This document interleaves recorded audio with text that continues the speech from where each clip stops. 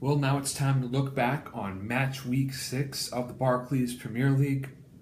What a week it was. Really, just many goals, many blowouts, plenty of interesting talking points here. Starting things off with Manchester United coming off of a 3-game losing skid. Really, things were looking quite bleak for Jose Mourinho at Old Trafford, but bleak they don't seem to be no more. Man U went out and destroyed the reigning champions Leicester City 4-1 at Old Trafford, and all 4 goals came in the first half. Christopher Smalling got it started, then Juan Mata and Marcus Rashford had some nice goals, but the big goal-scoring story for Man U at least was Paul Pogba finally getting on the score sheet. I mean, the longer an 89 million euro signing waits to get on the score sheet, really regardless of position, the bigger the laughing stock they become. Of course, there's so many other things that Pogba does better than score goals, but he really needed to get that first one. So I'm sure that it is a huge weight lifted off his shoulders to finally have his first Manchester United goal since returning to the club. And, looking also, at Man U, that was the game they needed. They don't have the Champions League to look forward to. Yes, they're in the Europa League, but that was a debacle they had against Feyenoord. So huge win for them. Although let's give credit to Leicester City's Demarai Gray. He had an absolute golazo, a screamer, best goal of the weekend, some would say. In other results, Sunderland, Crystal Palace, huge result for CP. They came back from 2 goals down as a result of the man who ages better than anyone, really, in terms of strikers who are above the age of 30 in the Premier League. Jermaine Defoe, all right, he is really keeping his footballing skills up. I wouldn't say he's necessarily aging like a fine wine, but 2 goals, in the 39th and 60th minute. And one of those was really through the fault of Joe Ledley. But Ledley redeemed himself in the 61st minute. A minute after Defoe scored, Ledley pulled one back, and then James MacArthur scored in the 76th. But, the goal that created bedlam for the away fans at the Stadium of Light was Christian Benteke's stoppage time winner. So the big money buy, the club's record transfer fee signing from Liverpool, scoring that game-winning header.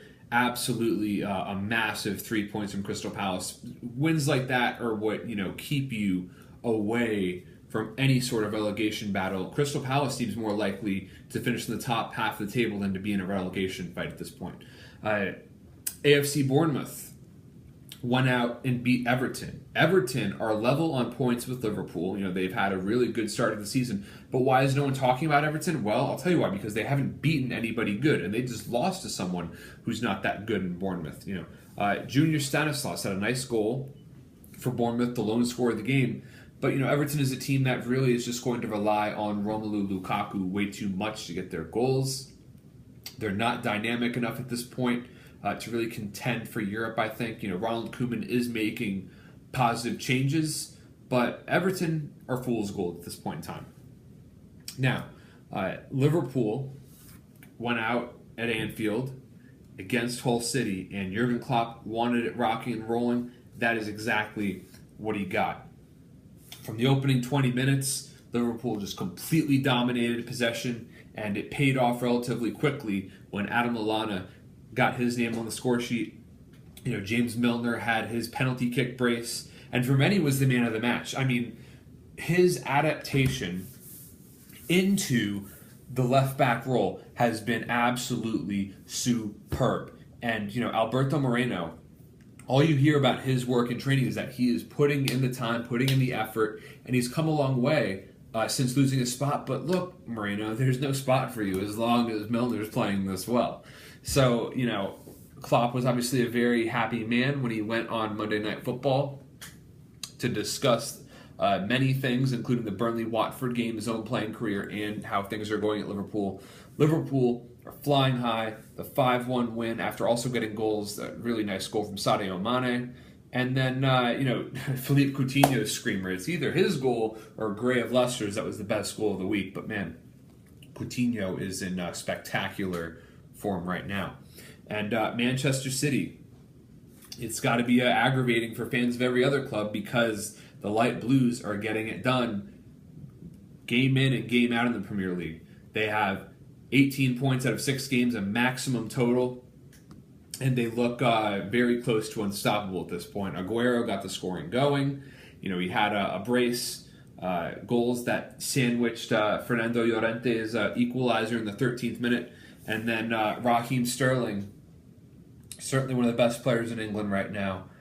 He has been such a lethal attacking threat for Man City. And, the big issue, though, now for City is how are they going to cope with Kevin De Bruyne has lost. He seems to have an ankle injury, some sort of leg injury, as I recall.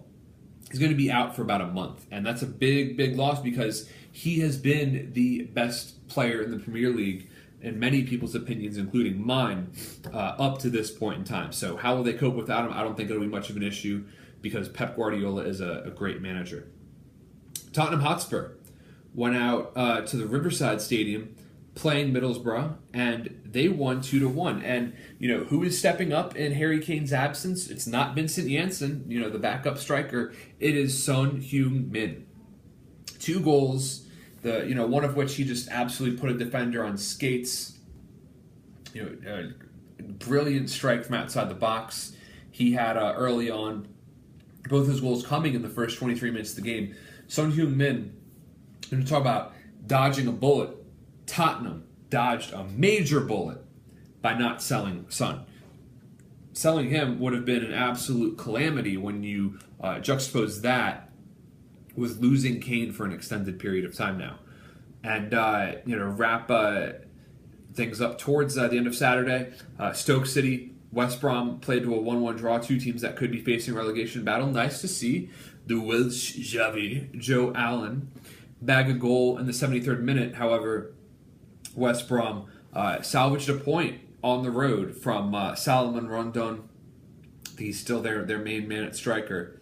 So, 1-1 draw there. And but really, as much as people can talk about Man U spanking Leicester, Liverpool spanking Hull City, the biggest result of Saturday and the weekend as a whole was Arsenal dismantling, destroying, just completely picking apart the Chelsea Rent Boys. 3-0 win. I mean, what a fantastic match for the Arsenal fans. Alexis Sanchez had that audacious chip in the 11th minute. Theo Walcott pulling off a little nifty move. And then Mesut Ozil. He shanked it in, but it went in nonetheless. So, Arsenal, as I understand, from the entire match, just completely humiliated Chelsea's defense, essentially. I mean, Gary Cahill looked absolutely horrendous giving the ball away the way he did to Alexis. And you look at the Chelsea defense. Who is the heart of the Chelsea defense? Who makes the Chelsea defense tick? Well, you have an over-the-hill, ancient John Terry. You got Gary Cahill, who seems past it as well. I mean, what a just absolute awful defender he's been as of late. And then, Branislav Ivanovic seems to be aging pretty rapidly as well. Yeah, he's a very skilled player, very heady. But man, it seems like the game is passing him by. They have a defense that badly needs to be replaced. They have a new manager who is so far is failing to establish the identity that he wants at Chelsea with Antonio Conte. Look, bottom line, all right, you got Manchester United, Tottenham, Arsenal, Liverpool, Man City.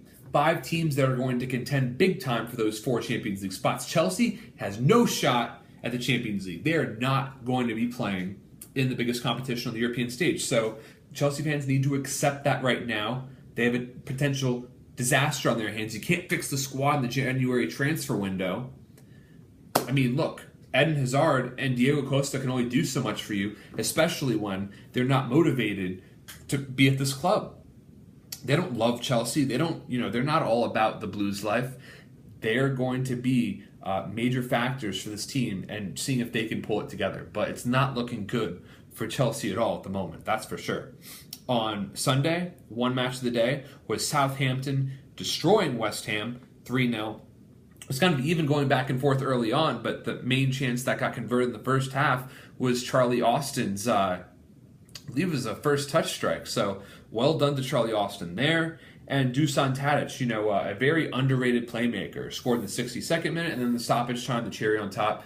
James Ward-Prowse, Southampton Academy product, very bright up-and-coming talent. So, for Southampton to go out and just really cream West Ham on their home turf at the Olympic Stadium, huge win for Southampton there. And, it goes to show for West Ham, sometimes change isn't always good. People are joking, hey, is Upton Park going to be reopened?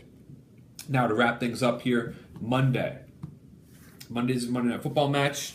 Of course, the ratings were, I'm sure, well boosted by the presence of Jurgen Klopp, at least when you're talking about broadcasting in England. But Burnley went out and at the Turf Moor took down Watford 2-0. Jeff Hendrick and Michael Keane getting on the score sheet. Burnley are a team of nobodies, really. Guys that really fly under the radar. This is a team that got newly promoted, but they're off to a pretty good start. Anytime you're a newly promoted team, getting points early is massive in that battle to stay up. So, it's a good, very, very looking good for Burnley at this point in time. And that win against Liverpool is looking better by the week as well. Too bad style points don't count in the English Premier League table. So with that, let's look at the table. We have Man City on top, of course, 18 points out of 18. Tottenham is second with 14. And then we have in third, fourth, and fifth, all teams have the same number of points. Arsenal, Liverpool, and Everton each have 13. Meanwhile, Manchester United, as bad as some people have made them out to be, maybe they're not that bad after all. They have 12 points, only 1 point back from those guys. Crystal Palace has 10. Like I said, great start for them.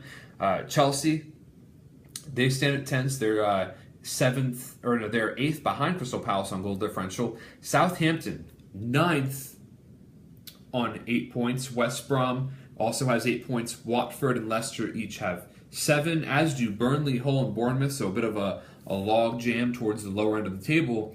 And then Middlesbrough, the last team above, or the second to last team above the relegation zone, is at 5. Swansea City struggling early on with 4.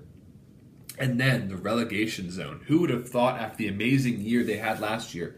West Ham, only 3 points out of 6 games? Are you serious? Maybe Slaven Bilic isn't the main man after all. He has some serious problems to fix.